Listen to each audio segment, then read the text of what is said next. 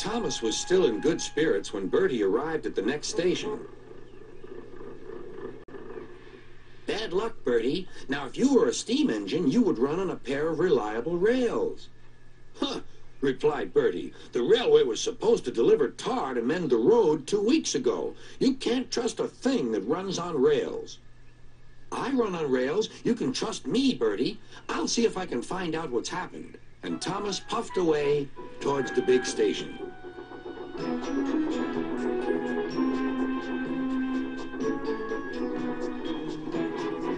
James was snorting about in the yard. It's too bad, he grumbled. Percy goes to work at the harbor, and I do his job. Here, there, and everywhere.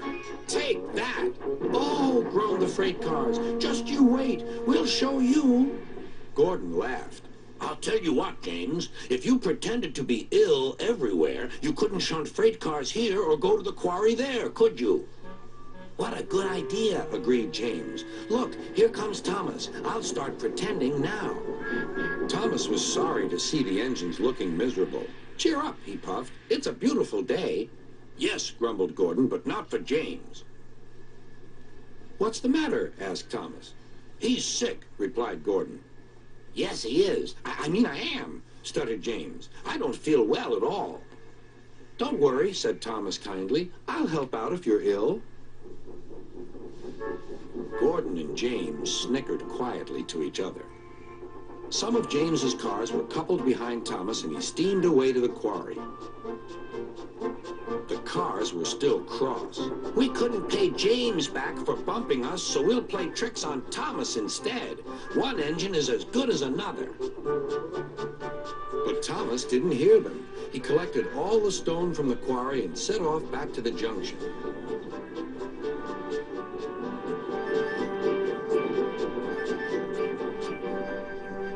Danger lay ahead. Now for our plan, giggled the cars. Go faster, go faster. They pushed Thomas over the switches. Slow down, called Thomas's driver, and applied the brakes.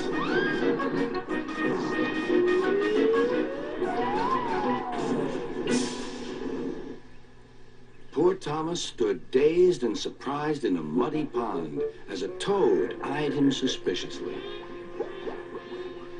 Bust my buffers, muttered Thomas. The day started so well, too. Duck pulled away the cars, and Edward helped Thomas back to the junction. Suddenly, Thomas remembered the missing tar. He told Edward all about it. That's strange, said Edward. A car full of tar has been left at my station. That must be it. Driver will make sure it gets to Bertie now.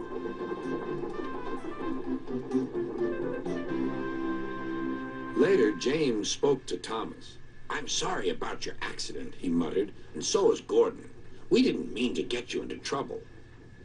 No, indeed, spluttered Gordon. A mere misunderstanding, Thomas. All's well that ends well. Just then, Bertie arrived. He looked much more cheerful.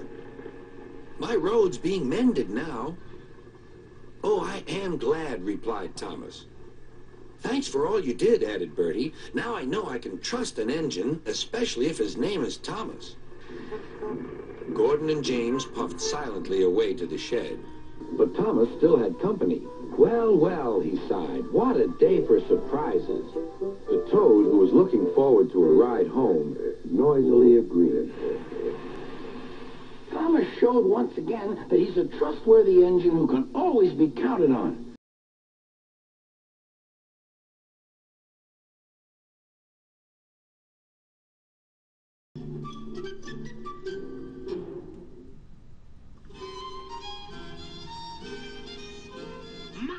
Enjoyed our walk together, my dear.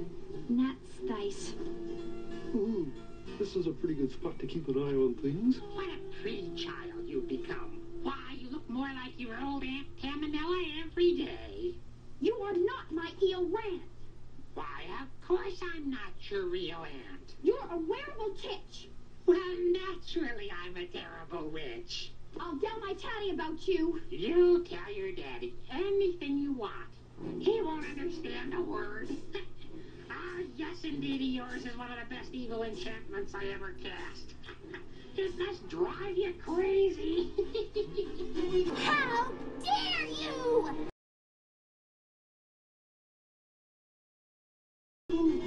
Drives me daisy. Now, see, a frog wouldn't do a rotten thing like that. I could only bake the hall in the candle of her brain. What did she say? Hello, Hoggy. Hello, Melora. Are we at the palace now? Uh-huh. Oh, well, if we're at the palace and you're my friend now, how would you like to kiss me? What? If you would kiss me, I'd turn into a handsome prince. Oh, you frilly old sog. Why am I silly? Well, a frog can't be a prince. Sure they can. I mean, I can. I bet you'd like me if I were a prince. I like you.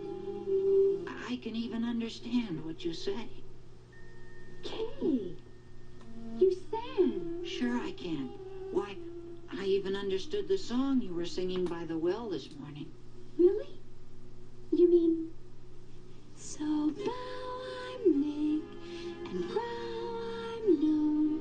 I'm all good tether, all alone. So now you're big, and now you're grown. You're all together, all alone. That's wonderful.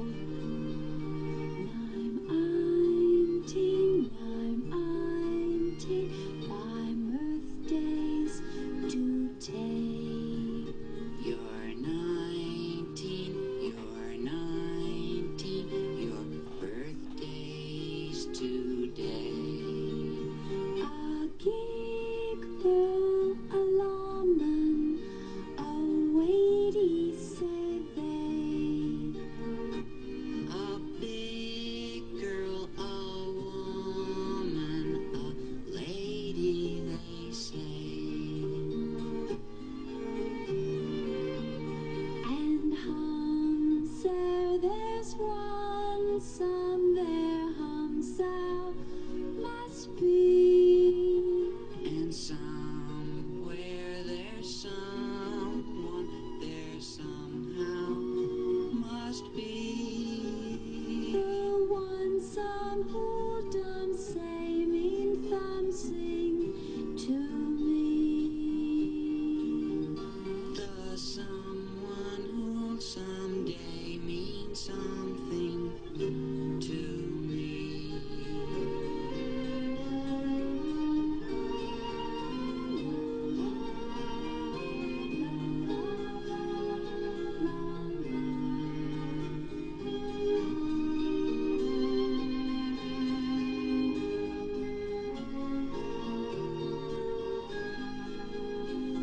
And somewhere there's someone there somehow must be. The someone who'll someday mean something to me. I'm 19, You're 19, my birthday's today. A big girl, a lawman, a lady,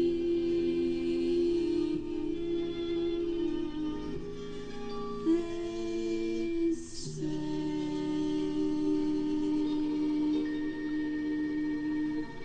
Never kiss a frog, Melora. You'll get warts on your lips. Oh, my.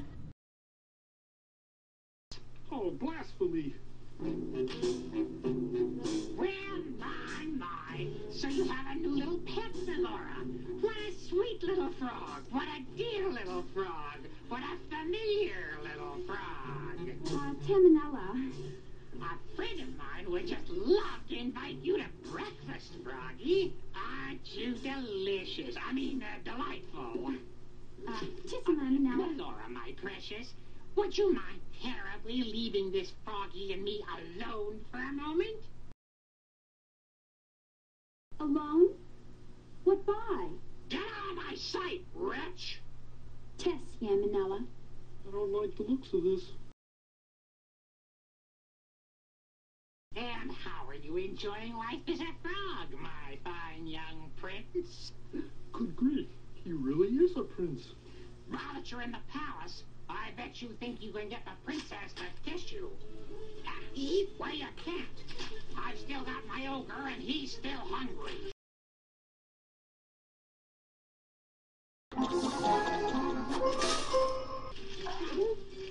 You'll be eaten long before you're kissed, right? Well,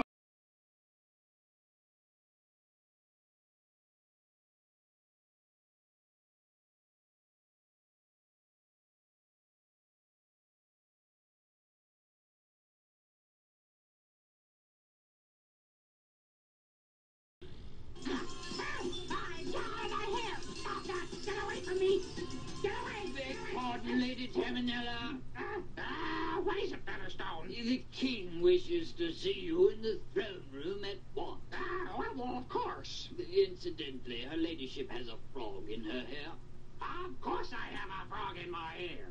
What of it? Oh, nothing, your ladyship. It's charming. Well, then, what does the king want? He wishes to speak with you about Melora's coronation this afternoon. Oh, that's nice. I want to speak to him about that, too.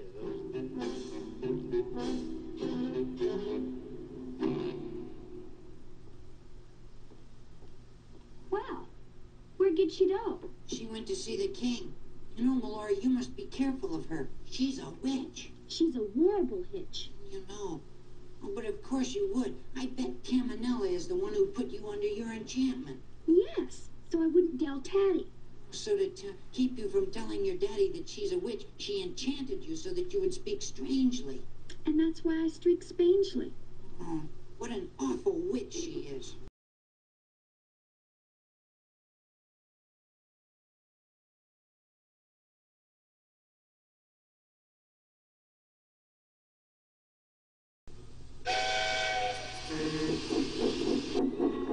Percy works in the yard at the big station.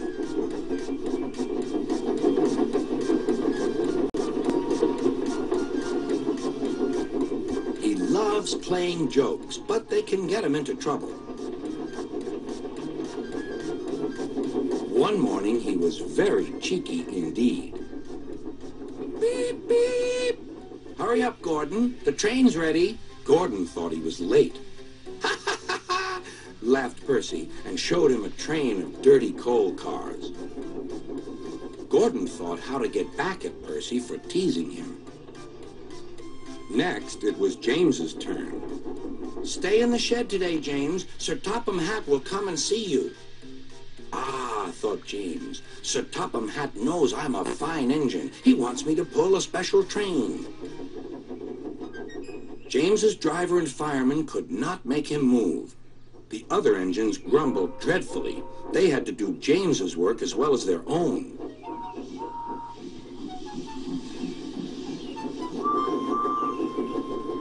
At last, the inspector arrived.